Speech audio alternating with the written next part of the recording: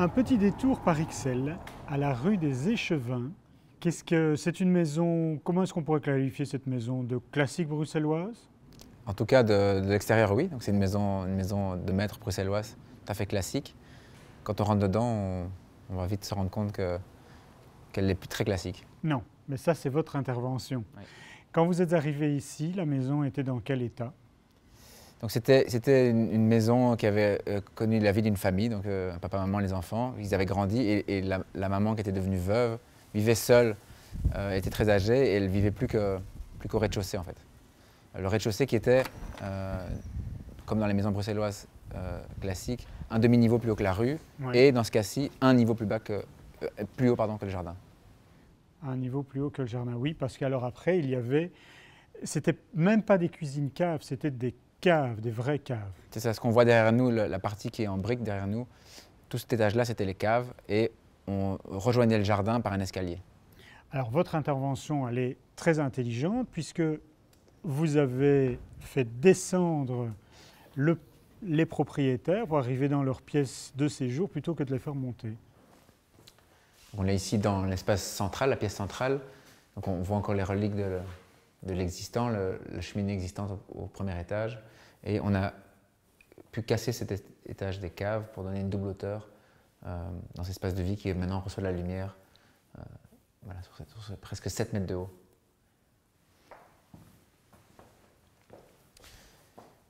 On arrive dans la cuisine ici en bas et puis le salon suspendu en haut. Donc on est dans le volume qui existait, des annexes qui existaient historiquement, et on a fait un travail plutôt de sculpture par l'intérieur, d'évider cette grande boîte et de reconstruire cet espace cuisine en lien direct avec le jardin, et puis le bureau et le petit salon suspendu dans l'espace. En fait, le bel étage devient la cave plus le rez-de-chaussée, premier étage, et donc on a des doubles étages, on a des mezzanines également qui apportent de la lumière, qui apportent de la respiration également, non? C'est ça, donc en termes de mètres carrés, on n'a pas gagné grand-chose, hein, on peut même dire qu'on a perdu, mais on a gagné cette sensation d'espace, on a gagné le lien au jardin.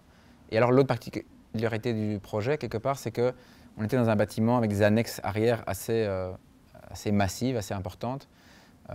Si on avait cassé et reconstruit, on aurait pu se permettre des volumes beaucoup plus petits. Et donc assez vite, le choix a été plutôt de travailler avec les volumes arrière existants et de travailler par l'intérieur, de vider ça à la cuillère un peu. Voilà. Et donc c'est plus un travail de sculpture par l'intérieur que de nouvelles formes. Quand on est ici, on comprend bien le principe à la fois généreux et simple d'avoir découpé le sol de l'ancien rez-de-chaussée pour offrir cette double hauteur jusque dans les pièces arrière. Et quand on commence à monter les escaliers, en fait là on va se rendre compte qu'à partir d'ici, le principe de la maison a été conservé. On a refait toutes les chambres et les salles de bain, etc. Mais on reste après, à partir des étages, dans une logique classique des maisons bruxelloises.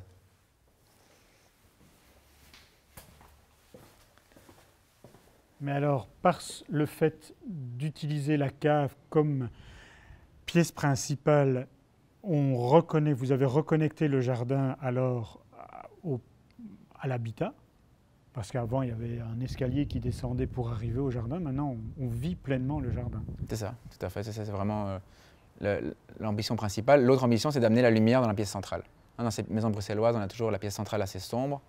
Alors ou bien on peut arriver un peu comme faisait Horta à l'époque avec des verrières dans la cage centrale, ou bien ici c'est difficile, on a des chambres tout au-dessus de ces pièces-là. C'est avec cette double hauteur et des grandes baies vitrées à l'arrière d'arriver à amener la lumière dans cette pièce centrale. D'accord, vous avez fait ça. Moi, ce que je trouve aussi impressionnant, c'est que par ce geste, on arrive à plein de petits endroits très intéressants. On a une terrasse incroyable, on a plein de petits bureaux, on a, je sais pas moi, des anciennes toilettes qui sont devenues également une pièce entière. On a un petit salon qui est un peu suspendu comme ça, qui est à nouveau connecté avec la nature. Tous ces éléments-là enlèvent effectivement la pièce majestueuse, les 3 pièces en enfilade classiques, mais apportent en fait beaucoup plus de joie quelque part. C'est vrai que déjà on a la chance d'être dans un cœur d'îlot ici, ixellois magnifique, et des arbres partout, et on a une nature très très belle.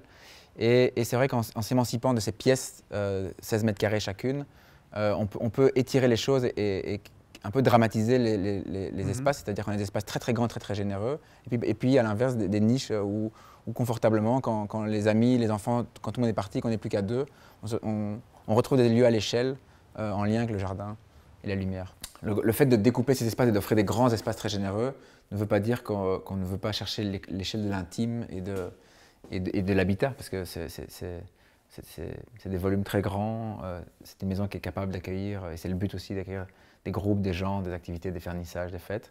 Mais c'est aussi une maison pour vivre à 2, 3, 4 le soir, toute l'année. Et donc, c'est important aussi de balancer un peu la grandiloquence de ces espaces avec des espaces vraiment à taille des habitants. Et donc, on a ici ce bureau et ce petit salon suspendu, qui était vraiment structurellement suspendu à la structure existante, et qui est cette espèce de cocon un peu rassurant et très, très apprécié par les occupants le soir.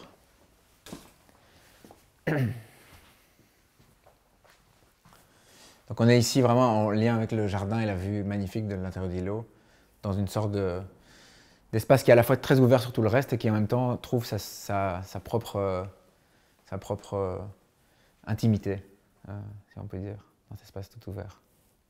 Bon, mais il y a quand même un souci, c'est que maintenant qu'il n'y a plus de plancher dans ce bel étage, on a des portes et une cheminée qui ne donnent sur rien. Comment est-ce qu'on fait pour ouvrir cette porte? Mais on ne peut pas ouvrir toutes les portes dans la vie. Ah, c'est ça.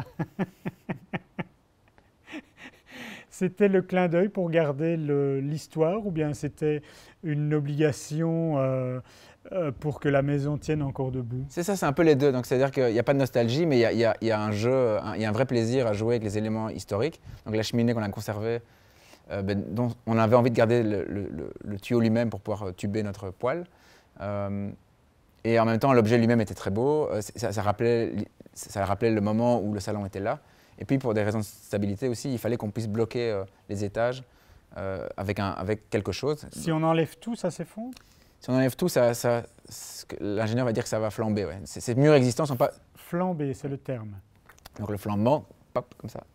Ces murs existants ne sont pas conçus pour reprendre 2 étages. Et historiquement, les planchers à chaque étage viennent bloquer structurellement ces murs. Et donc du coup, être en double étage, c'est possible, mais pas en enlevant tout. Voilà, donc il fallait garder quelque chose. Et donc, dans la pièce centrale, c'est ce bandeau qui garde la cheminée, qui garde l'histoire, mais qui aide structurellement.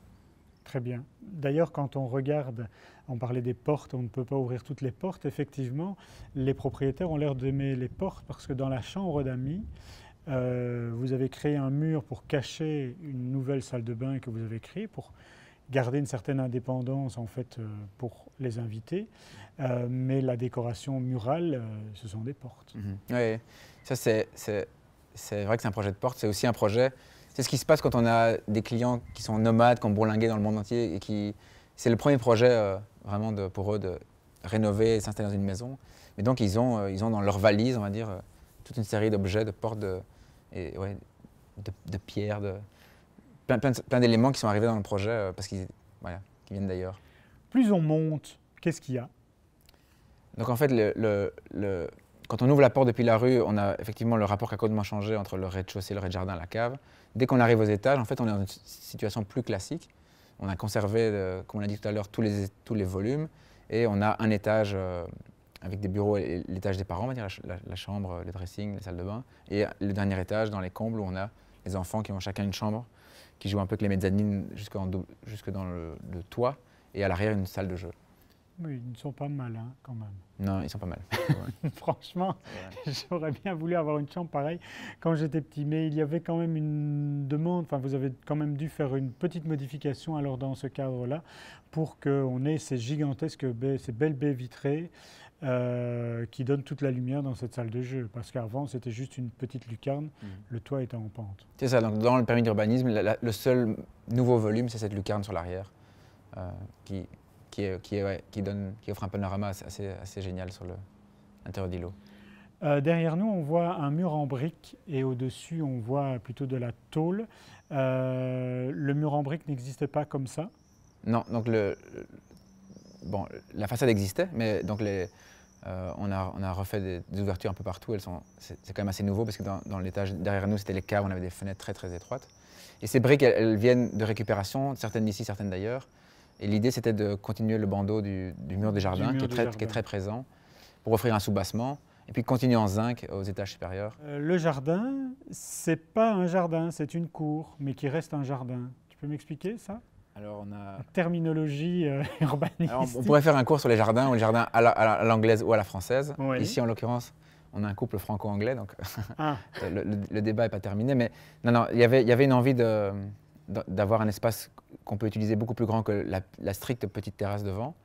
Et en même temps, il fallait être perméable pour la pluie. Donc on a des bandeaux plantés de part et d'autre du jardin.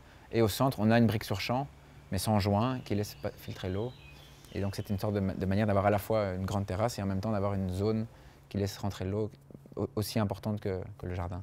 et donc, au niveau de l'urbanisme, puisque l'eau peut s'infiltrer parce qu'il n'y a pas de joint, etc., ça reste un jardin. Ça reste une zone perméable, hein, ce C'est qui est important pour la question pour la nature. pour la nature, pour le problème des eaux de pluie, surtout dans les cas de forte pluie, c'est que l'eau puisse filtrer dans le sol directement. Donc ça, c'est le cas ici, oui.